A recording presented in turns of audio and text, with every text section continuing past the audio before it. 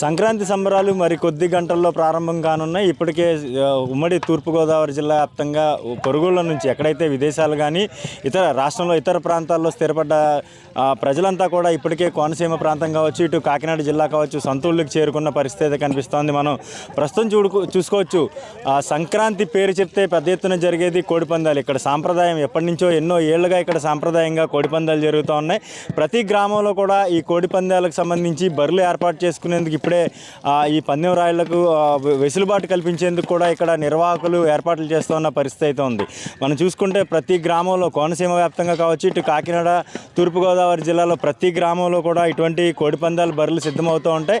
ఖాళీ నివేశన స్థలాలు ఏవైతే ఉంటాయో వీటిని ఎంచుకుని ఈ ప్రాంతంలో ఒక పిచ్ లాగా అయితే క్రికెట్ పిచ్ ఎంత శ్రద్ధగా అయితే తయారు చేస్తుంటారో అదేవిధంగా ఇక్కడ కోడిపందాల బరి కూడా ప్రత్యేకంగా శ్రద్ధ తీసుకుని ఏర్పాటు చేస్తున్న పరిస్థితి అయితే మనం చూడవచ్చు. ఇది పూర్తిగా ఒక రింగ్ అనమాట. ఇక్కడ ఒక పందెం జరుగుతుంది. ఒక పందెం తర్వాత మరో పందెం నిర్వహించేలాగా ఉదయం రేపు భోగి రోజు ఉదయం 11 గంటలకు స్టార్ట్ అయ్యేటువంటి ఈ పందాలు భోగి, సంక్రాంతి, కనుమ రోజు కూడా 3 రోజుల పాటు నిర్విరామంగా నిర్వహించేందుకు ఏర్పాట్లు చేస్తూ ఉంటారు. కొన్ని ప్రాంతాల్లో అయితే నైట్ ఫ్లడ్ లైట్ల కాంతిలో కూడా ఈ పందాలు నిర్వహించేందుకు ఏర్పాటు చేస్తూ ఉంటారు. ఇప్పటికే జిల్లా వ్యాప్తంగా కూడా ఉమ్మడి జిల్లా వ్యాప్తంగా చూసుకుంటే వేల సంఖ్యలో కోడి పుంజులను ఈ పందాల కోసం రెడీ చేసిన పరిస్థితి అయితే మనం ఇప్పటికే చూసాం.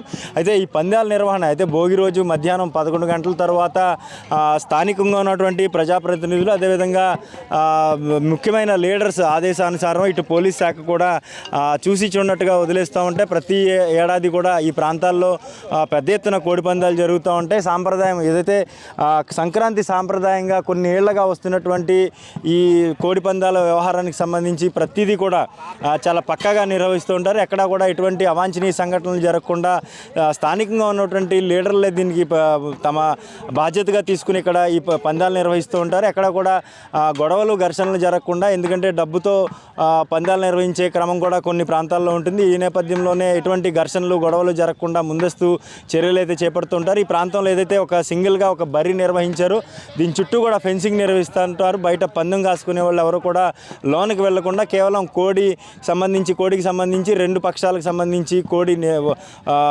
నిర్వహించే వాళ్ళు ఎవరైతే ఉంటారో వాళ్ళు మాత్రమే లోనికి వెళ్ళేలాగా, మరోవైపు ఈ పందానికి సంబంధించి డబ్బు కాసుకుంటాం కూడా ఎవరైతే ఎటువైపు బెట్టింగ్ చేస్తున్నారో ఆ బెట్టింగ్ నిర్వాహకులు మాత్రం లోనికి వెళ్ళేలాగా చర్యలు చేపడుతూ ఉంటారు. అయితే కోనసీమ వ్యాప్తంగా కానీ ఇటు కాకినాడ తూర్పుగోదావరి జిల్లా వ్యాప్తంగా కూడా మొత్తం పెద్ద ఎత్తున ఈ కోడిపందాలు బరులు అయితే ఇప్పటికే సిద్ధమవుతున్నాయి. రేపు భోగి సందర్భంగా భోగి మధ్యాహ్నం 11 గంటల తర్వాత మాత్రం జిల్లా వ్యాప్తంగా ఈ కోడిపందాల ప్రారంభం అయితే జరిగే పరిస్థితులు కనిపిస్తూ ఉన్నాయి. కాకినాడ నుంచి నేను శ్రీధర్, ఐ డ్రీమ్ న్యూస్.